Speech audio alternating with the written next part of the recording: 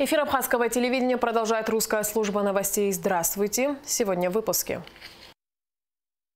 В Кабмине обсудили возможные механизмы реагирования на повышение стоимости топлива.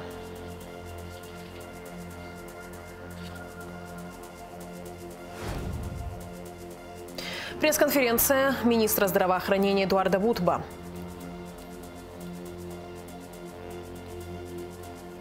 Спустя 30 лет Хайк Зибелян вернулся в родную школу, чтобы сделать в ней капитальный ремонт. Президент Аслан Бжаня подписал указ об освобождении Гудисы Агарба от должности министра культуры Республики Абхазия согласно поданному заявлению. Временное исполнение обязанностей министра культуры возложено на заместителя министра Смырдинару Гудиевну. В МИД Абхазии прокомментировали реакцию внешнеполитического ведомства Грузии на обращение министра иностранных дел Республики Абхазия Нала Ардзенба к генеральному секретарю ООН Антонио Гутерришу. Речь идет о просьбе предоставить Абхазии статус государства-наблюдателя в ООН. МИД Грузии считает, что новые шаги оккупационного режима с целью своей легитимации обречены на очередной провал. В Грузии могут бесконечно утешать себя мыслями о непризнании мировым сообществом суверенитета Абхазии. Но едва ли стоит слепо верить в то, что члены Генассамблеи при вынесении конкретных решений будут прислушиваться только к голосу Тбилиси. Нервная реакция грузинского МИДа ярко демонстрирует нежелание Тбилиси учитывать новые политические реалии в Закавказье и двигаться по пути обеспечения устойчивой безопасности в регионе, считают в МИД Республики Абхазия. Глава администрации Сухумского района Алхаз Читанава в связи с ухудшением эпидемиологической обстановки подписал распоряжение о продлении карантина в средних общеобразовательных учреждениях администрации Сухумского района с 14 по 21 февраля. Открытие дополнительного ковидного отделения в Гудаутском госпитале. Статистика заболеваемости, лечения ковид-инфицированных, ПЦР и экспресс-диагностика. Министр здравоохранения Эдуард Будба провел обширную пресс-конференцию, посвященную эпидемиологической обстановке в стране. Подробности у Гугуца Вардания.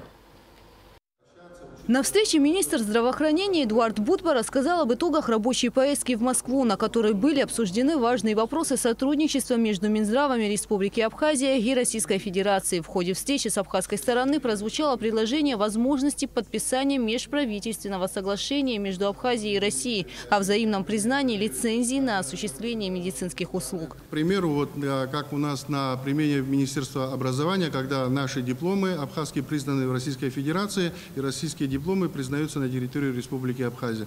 В таком же вот формате мы двигаемся в плане признания лицензии на осуществление медицинской деятельности. Ну и также вторым вопросом попросили включить в протокол, это вопрос о полисах обязательного медицинского страхования, который работает на территории Российской Федерации. В последующем, если такая возможность будет, чтобы наши медицинские организации смогли бы попасть в эту программу обязательного медицинского страхования на территории Республики Абхазия. Далее Будба рассказал о текущей санитарной и эпидемиологической обстановке в республике, отметив, что резкого увеличения числа тяжелых пациентов нет. По состоянию на 11 февраля в больницах республики находится 189 пациентов с коронавирусной инфекцией. Вчера я был на входе в инфекционной больнице. Вы знаете, она была заполнена. Вчера вечером было принято решение о том, что открыть дополнительное отделение в Гудаутском ковидном госпитале в основном корпусе на 4-м этаже.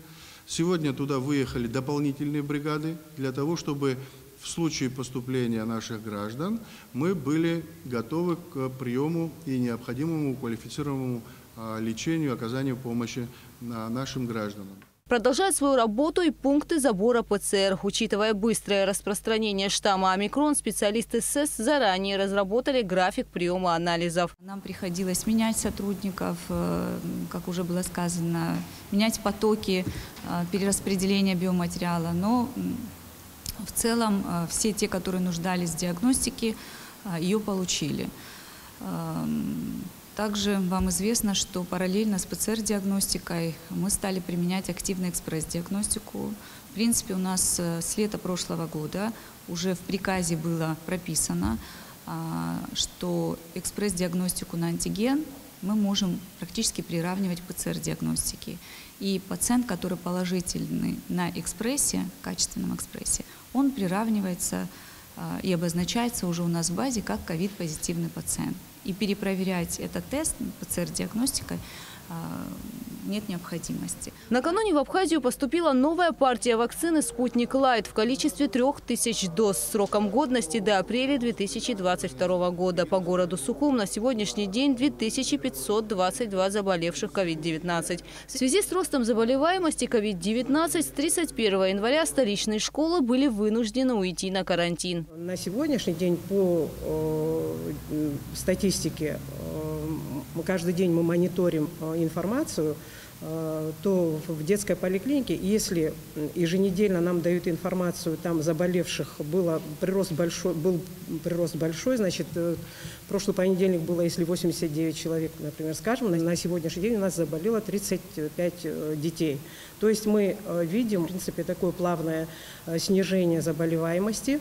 Вот. И, честно говоря, нас это очень радует. Мы продлили карантин до 18 числа. Помимо заболевших коронавирусом поступает много других пациентов с различными соматическими заболеваниями, на что тоже нужен немалый ресурс, отмечалось на встрече. Нагрузки, которые получают наши лечебные учреждения в плане медицинского обеспечения. Вот в инфекционную больницу был закуплен аппарат УЗИ, установлен за 1 000 000 рублей, который колоссальную помощь практически оказывает пациентам, которые находятся в красной зоне.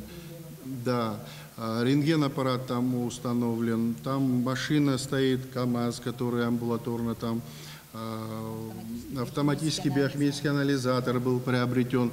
То есть вот эти вещи, это мы сейчас просто говорим о лечебном учреждении, там, которое вот сделано, да.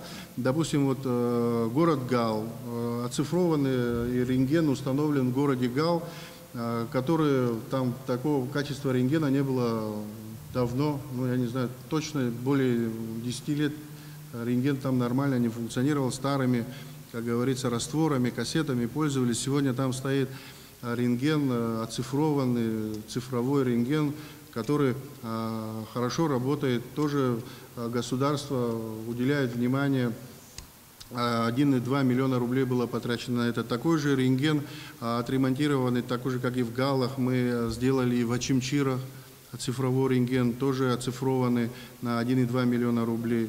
Да, лаборатория в Чемчирской ЦРБ тоже благодаря и спонсорской помощи, и благодаря Минфину, всем нашим руководителям в ежедневном формате, помимо ковида, мы хотим, как я уже вот ранее на пресс-конференциях говорил, мы хотим, чтобы наша медицина, наше здравоохранение вышло на современный достойный уровень. Это наша задача всех нас. Сейчас, дай Бог, пройдет эта пандемия. Я неоднократно это говорил, и сегодня на конференции это говорю, на пресс-конференции, чтобы наши граждане получали здесь, дома, на территории Республики Абхазия, высококвалифицированную медицинскую помощь. Вот в чем наша задача. Сухумский онкологический центр был оснащен на 1 700 000 рублей. Был закуплен большой хирургический набор, коагулятор последнего поколения. В республиканской больнице рентгеновская трубка была установлена несколько месяцев назад за 2,8 миллиона рублей. Там с запчастями и так далее. КТ-трубка новая за 8,9 миллионов рублей. В роддоме на 1 300 000 купили 4 КТГ, которые вот, ну, коллеги, кто разбирается в этом, знают, смотрим сердцебиение плода, да. Новый наркозный аппарат мы приобрели не так давно. Да, все это тоже несет серьезную финансовую нагрузку, кроме так государство помимо ковида еще уделяет внимание вот тем вопросам, которые стоят сегодня внутри остро в здравоохранении. Эдуард Будба добавил, что по распоряжению президента в Гудаутский ковидный госпиталь был закуплен и установлен дополнительный резервный дизель-генератор. Все наши лечебные учреждения, учитывая всю вот эту нагрузку, должны быть защищены двойной цепью защиты. Потому что у нас, раз, не дай бог, отключилось электричество, наши пациенты, которые лежат в наших стационарах, неважно, ковидные или какие, которые подключены к определенной аппаратуре, к ИВЛ, они незамедлительно должны сработать. И вот этот момент тоже учтен. установлен за 2,8 миллиона рублей, куплен дизель-генератор в Гудаутах. Регагра имеет дизель-генератор, Гудаута имеет 2 дизель-генератора. Инфекционная больница подключена к резервному дизель-генератору. В Ачимчирах есть дизель-генератор, в Творчалах есть дизель-генератор. Поэтому, когда происходит отключение, мы незамедлительно переводим на дизель-генераторы. Все, вот знаете, сразу не расскажешь, но когда в сложные погодные условия у нас стояли люди, прямо невзирая на то, что автоматика она должна переключиться сама, мы ставим людей, электриков, которые, не дай бог, если он не включится, чтобы исключить вот этот момент автоматики. Министр также рассказал о запасах кислорода для больных COVID-19. В Гудаутском госпитале резерв кислорода на сегодня составляет 20 тонн. Также 1500 баллонов с кислородом хранится в СФТИ. Эдуард Будба отметил, что созданы все условия для обеспечения кислородом всех нуждающихся пациентов. Кроме того, в республиканской больнице будут проведены работы по установке 81 кислородной точки. Эдуард Будба также рассказал, что проведен ремонт крыши детской больницы на сумму 4,5 миллиона рублей. В Гудаутской ЦРБ завершены работы по очистке системы канализационных труб. Затрачено более 2 миллионов рублей. По психбольнице разработана проектно-сметная документация по усилению ограждений, конструкции, монтажу новой станции глубокой биологической очистки именно на территории психбольницы у нас в республике. Там есть сложности, вы знаете, что у нас там и с решетками, и с материалами, и с ограждениями, и с охраной были проблемы. Сейчас эти вопросы все стояли остро. Сейчас и финансирование, спасибо, есть на 6 миллионов рублей асментировано. По туб-больнице произведены дополнительные покупки на сумму 500 тысяч, 5 котлов было приобретено. Планируем вот уже сейчас новый автомобиль, как сказал президент, для Творчала. На вопрос журналистов о том, как будет проходить предвыборный процесс в условиях пандемии, министр ответил, что каждый должен соблюдать меры предосторожности. Про выборы. Вот они назначены законом, правильно? Есть выборы в парламент. Я просто вот открыто хочу сказать, без каких-то заготовок, вот просто вот, открыто, спокойно.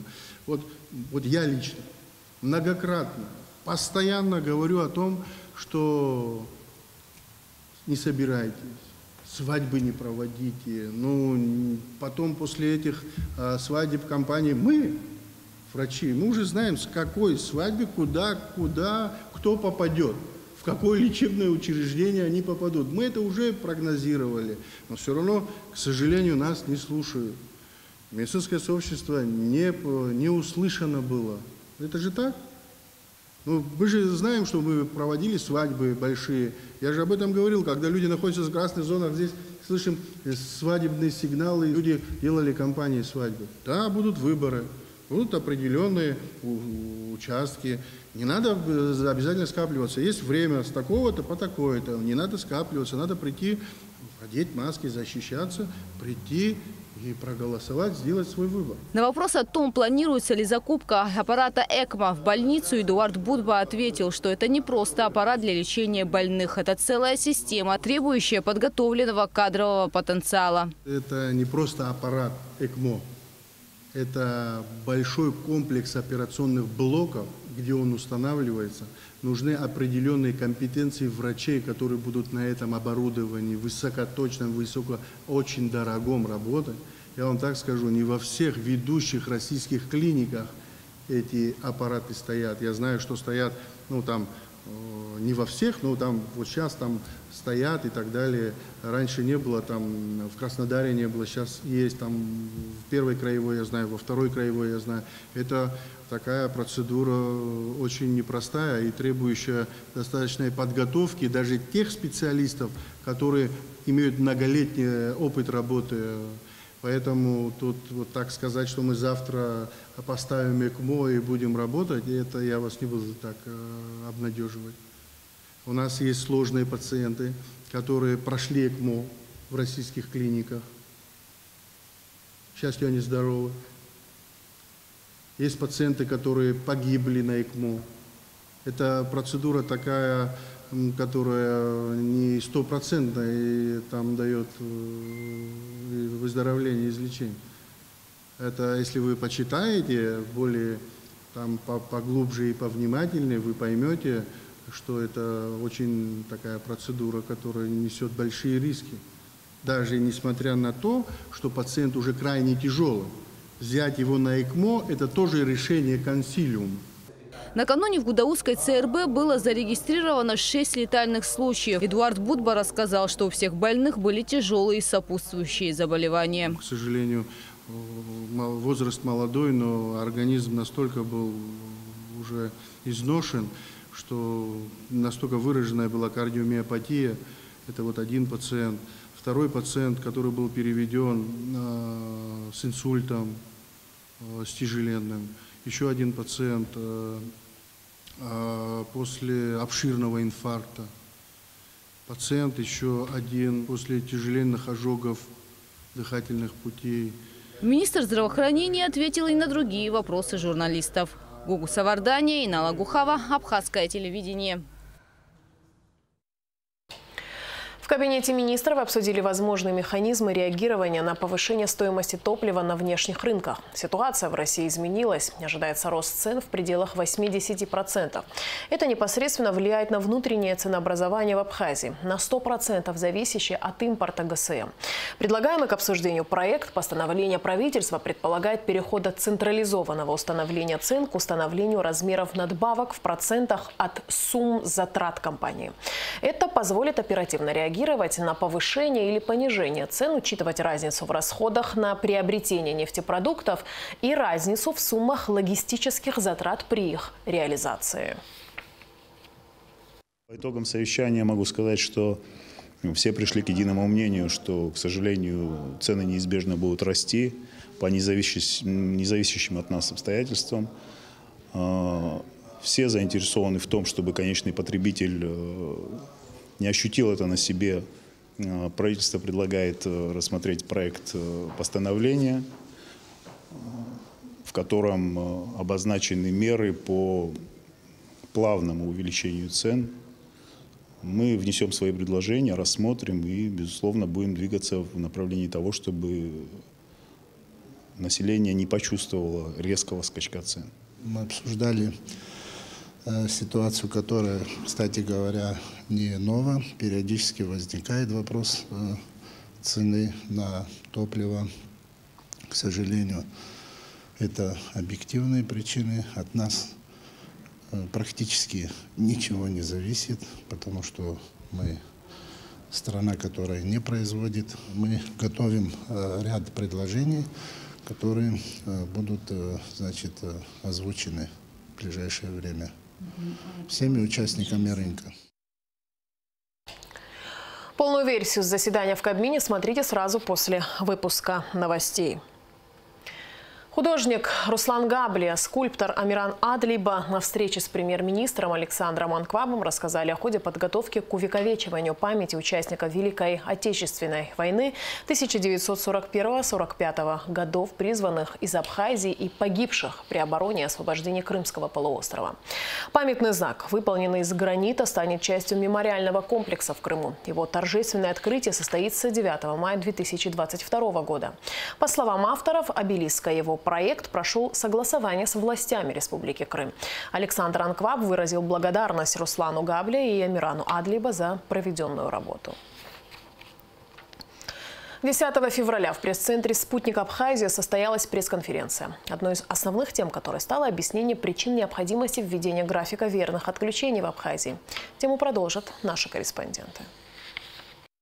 Как известно, с декабря прошлого года Российская Федерация осуществляет переток электроэнергии в Абхазию в объеме 660 миллионов киловатт-часов. Предполагалось, что республика уложится в эти цифры, но потребление превысило согласованный трафик. На сегодняшний день у нас происходит превышение лимита суточного потребления. Мы от 8 до 8,8 начали потреблять миллионов киловатт-часов.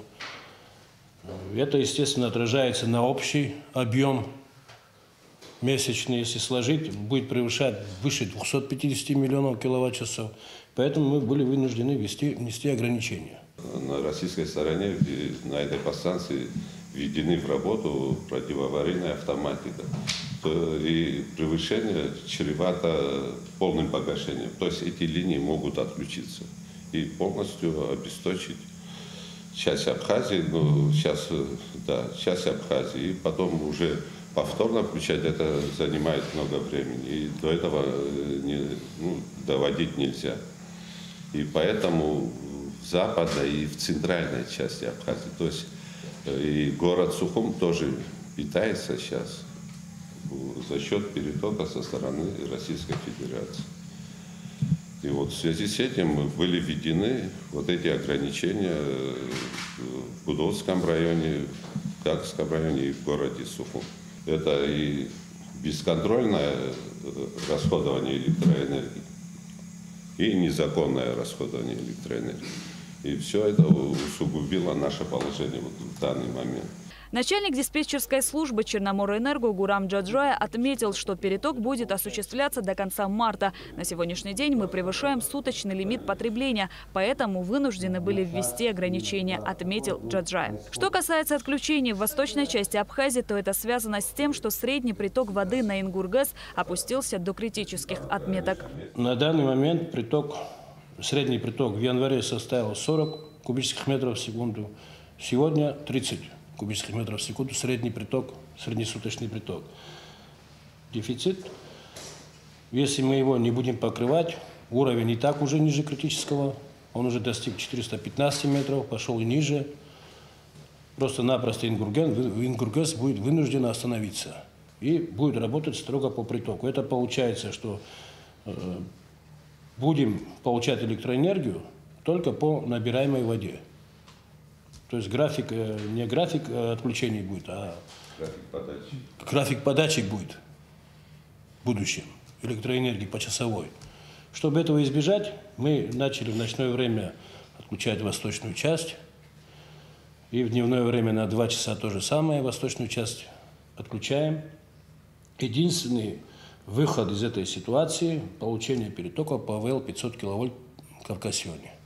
По словам директора СОЭС Тимура Джинжоля, с наступлением зимы нагрузки в сетях, подстанциях и распределительных пунктах выросли. Сети не выдерживают, поэтому часто происходят аварии. Сотрудники Черноморэнерго работают в авральном режиме. В коллективе многие болеют COVID-19. Не хватает рабочих рук. В связи с этим Тимур Джинжоли обращается к населению с просьбой ограничить потребление электроэнергии, а у кого стоит оборудование для добычи криптовалюты, отключить. По словам специалистов, введение графика – это вынужденная мера. Любое отключение и включение наносит урон оборудованию. Особый ущерб наносят частые отключения. Что касается, почему четко нету выделенных, допустим, районов по адресам.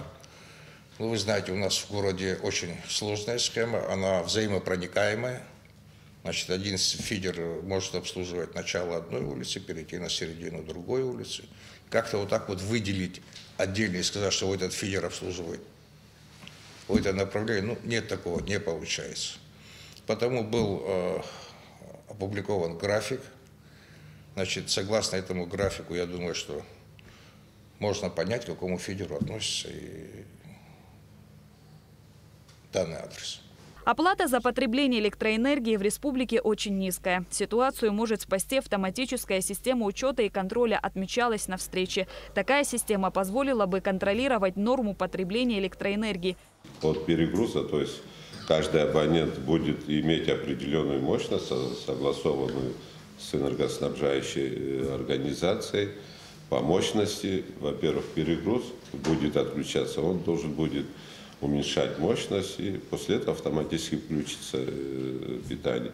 И за неуплату тоже автоматически будет отключаться. И, конечно, увеличение в разумных, нужно начинать тарифы за электроэнергию. Только так мы можем вот этот коллапс. Но это срочно нужно очень быстро начинать над этим работать и вводить. Над этим начинали работать, да, в 2014-2013 году в городе Сухум, в городе Гудаута, в Гулибском районе. Оно давало тогда очень положительный эффект. То есть в то время в этих районах, где была внедрена эта система, нагрузки резко снизились. Работает, но очень небольшое количество приборов учета. потому что они в свое время требовали эксплуатации, обслуживания, модернизации, улучшения. Вот. Но работу над этим начали уже. Сегодня рост потребления наблюдается во всех районах, но значительное увеличение в Сухуме, Гудаутском и Гагарском районах. Шазина Ханагуа, Даур Инапшба, Алексей Гухава, Абхазское телевидение. Самая большая из 26 армянских школ республики, столичная школа номер 9, может принять более 800 учеников. Одна беда: здание было построено в 1906 году. Оно нуждается в капитальном ремонте. Бывший ученик школы, предприниматель Аик Зибелян, сам является руководителем строительной компании в Сочи. И все расходы на капремонт он готов взять на себя. Работы начнутся уже в марте нынешнего года. О жесте великодушия наш следующий репортаж. Самая большая из 26 армянских школ республики – столичная 9-я школа. Здание было построено в 1906 году. Школе более 100 лет. За это время здесь ни разу не производился капитальный ремонт. В 2010 году был проведен лишь частичный косметический ремонт. Учебный процесс тем временем продолжается. Школа односменная. На сегодняшний день здесь учатся 169 учеников. Также открыт класс дошкольного образования. В этом году ситуация должна измениться коренным образом, говорит директор школы Аза Киян. Это будет уже на уровне, и такого, как обещают, капитальный ремонт, это не то, что школа, это и большой двор, и маленький двор. Все, что касается школы, обещали отремонтировать капитально. Житель города Сочи, бизнесмен Аик Зибелян, учился в этой школе до 8 класса. По его словам, с этим учебным заведением связаны самые яркие воспоминания. Предприниматель не первый раз оказывает материальную помощь родной школе. И на сей раз, как только появилась возможность, он, не задумываясь, выделил личные финансы на проведение ремонтных работ. Где-то лет 8-9 назад, когда председатель армянской общины на тот момент Минасян Хатчик Тигранович собирал в Гагарах всех директоров школ, завучев школ армянской в Абхазии. Также присутствовал директор этой школы, 9-й средней школы. И мы обменялись контактами. Я сказал, что я в ближайшее время к вам приеду, посмотрю, чем могу помочь. Буквально в течение 2 недель я приехал. На тот момент помог, чем смог. Очень часто бывшие ученики наших армянских школ спустя годы возвращаются, чтобы оказать посильную помощь, будь то частичный ремонт или покупка тех или иных учебных пособий, признается председатель армянской общины, герой Абхазии Галус Трапизанян. Частично восстанавливается, есть школы, которые уже полностью восстановлены. Сегодня мы хотим поблагодарить нашему близкому другу. Видя ситуацию, мы общались, он сегодня изъявил желание, была встреча с президентом. Президент одобрил все это начинание. И мы рады, что эта школа будет образцовая. Выходцы этой школы достигли очень многих результатов. Есть ученые, есть писатели. И потому те традиции, которые есть, во главе с нашим руководителем школы. Они всегда рядом с нами находятся, помогают школам, малоимущим, так как они помогают армянским школам, точно так же они помогают абхазским школам. Спасибо вам огромное за ваши труды. Восстановительно-ремонтные работы 9-й школы планируют начать уже в марте месяце. А пока Аик Зибелян и дирекция школы обговаривают детали. По предварительным данным, сметная стоимость обойдется в десятки миллионов рублей. Но Аик Зибелян готов вложить в восстановление родной школы любую сумму. Адица Сагария, Инала Гухава, Абхазское телевидение. В связи с предстоящими выборами депутатов в Народное собрание, парламент Республики Абхазия, Союз журналистов Абхазии призывает редакции СМИ и журналистов в своей работе руководствоваться действующим избирательным законодательством и законом о СМИ, неукоснительно соблюдать нормы профессиональной этики и придерживаться следующих принципов при освещении выборов.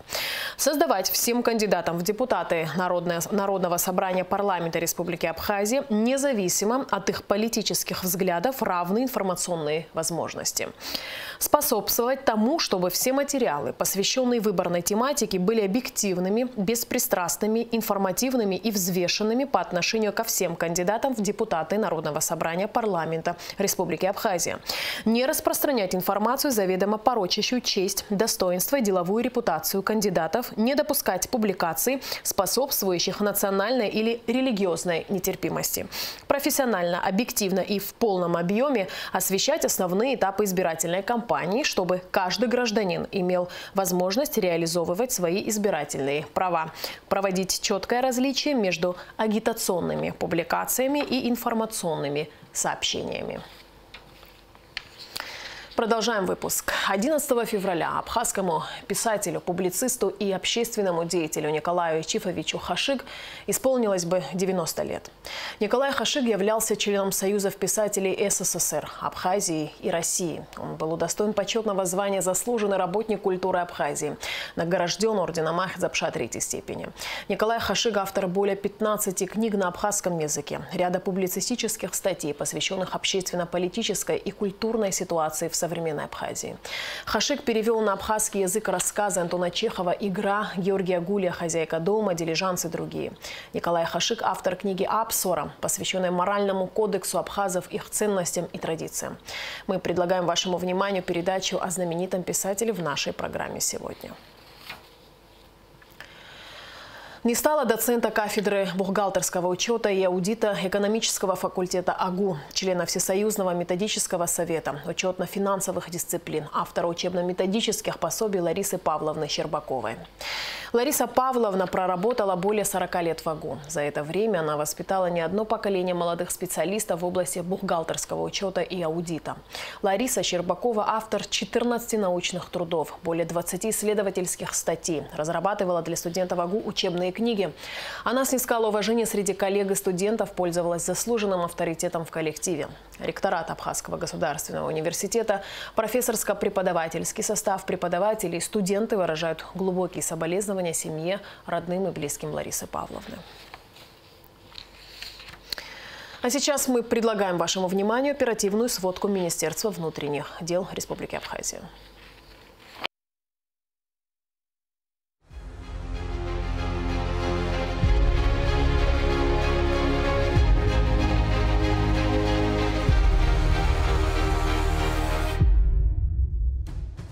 В результате незамедлительно проведенных оперативно-розыскных мероприятий сотрудниками уголовного розыска отдела внутренних дел Сухумского района задержан житель села Яштуха Киракосян Гурген Арминакович, 1988 года рождения, подозреваемый в убийстве. Вооруженный мужчина скрывался в лесном массиве села Каман. Киракосян в состоянии алкогольного опьянения в результате возникшей бытовой ссоры в помещении пастушего балагана в селе Каман произвел выстрелы из имевшегося при себе автомата в жителя села Верхняя Шера 1975 года рождения, совершив убийство. Ранее гражданин Киракосян уже привлекался к уголовной ответственности за аналогичные преступления в 2010 году за убийство, в 2019 году за незаконное хранение огнестрельного оружия и боеприпасов, скрывался от следствия суда и, будучи задержанным в июне 2020 года, совершил побег из-под стражи. Вновь задержан 22 февраля 2021 года, осужден к лишению свободы и освобожден из зала суда на основании пункта 1 части 2 акта об амнистии от 24 сентября 2020 года. В настоящее время Гурген Киракосян заключен под стражу. В отношении последнего возбуждено уголовное дело по части 1 статьи 99 и части 1 статьи 217 Уголовного кодекса Республики Абхазия. Расследование проводит прокуратура Сухумского района. Выявлен факт незаконного ввоза наркотического средства в особо крупном размере. Сотрудниками УКОН МВД проведены оперативные мероприятия на КПП ПСО, в результате чего раскрыто еще одно особо тяжкое преступление. Задержан житель Гудаутского района Шамба Адамур Заурович, 1989 года рождения, который незаконно приобрел, перевозил, хранил без цели сбыта и ввез на территорию Абхазии наркотическое средство в особо крупном размере. Сильнодействующий наркотик мефедрон сотрудниками милиции изъят. Расследование уголовного дела, возбужденного в отношении гражданина Шамба по части 3 статьи 223 и пунктом В части 3 статьи 224 прим. 1 Уголовного кодекса Республики Абхазия, проводит линейное управление внутренних дел на транспорте МВД Абхазии. Адамур Шамба заключен под стражу. Обвинение в хранении наркотического средства в крупном размере предъявлено жителю города Сухум Зухба Александру Юрьевичу, 1974 года рождения. При личном досмотре у данного гражданина был изъят сильнодействующий наркотик, как впоследствии установлено экспертами, метадон в крупном размере, который Зухба незаконно приобрел, перевозил и хранил при себе без цели сбыта. Последний задержан сотрудниками районного отдела службы государственной безопасности Республики Абхазия, уголовного розыска отдела внутренних дел Сухумского района в ходе оперативных мероприятий на посту ГАИ Эшера.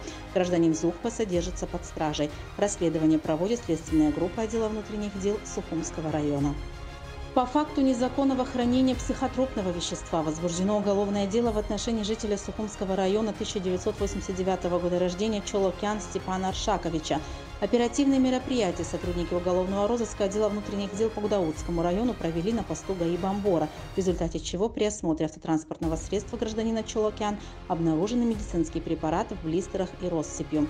В общей сложности, согласно экспертному заключению, изъято 69 капсул с содержанием действующего психотропного вещества пригабалин. Расследование проводит группа дознания Гудаутского РОВД. Степан Чолокян отпущен под подписку о невыезде. Также на посту ГАИ Бамбора сотрудники уголовного розыска и патрульно-постовой службы милиции Гудаутского районного отдела внутренних дел изъяли незаконно хранимое оружие и боеприпасы. Пистолет модели «Байкал-442» калибра 9 мм, снаряженный 10 патронами к нему, у жителя Булырыбского района Нормани Тимура Беслановича, 1994 года рождения. В отношении гражданина Нормани по части 1 статьи 217 Уголовного кодекса возбуждено уголовное дело и избрана мера пресечения в виде подписки о невыезде. В Гагарском районе сотрудниками отдела милиции поселка Цандрев районного УВД огнестрельное оружие изъято у гражданина Авджан Григория Владимировича, 1988 года рождения.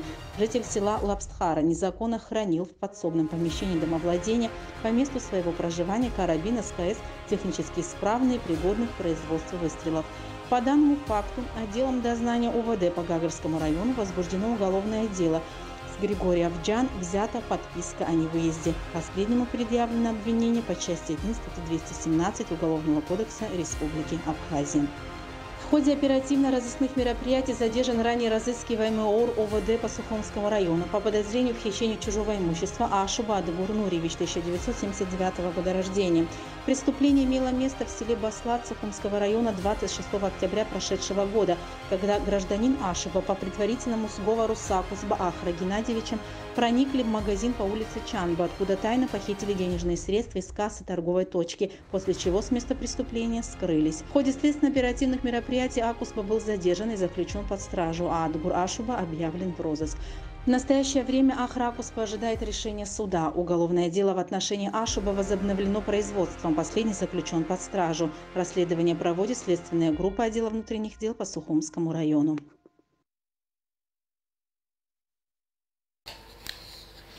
Далее о погоде.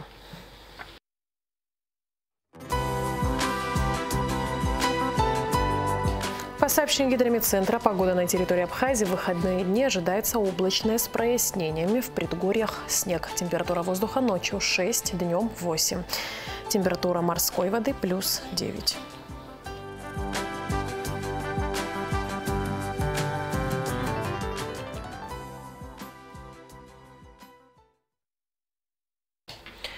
На этом наш выпуск завершен. Всего доброго и до встречи в эфире.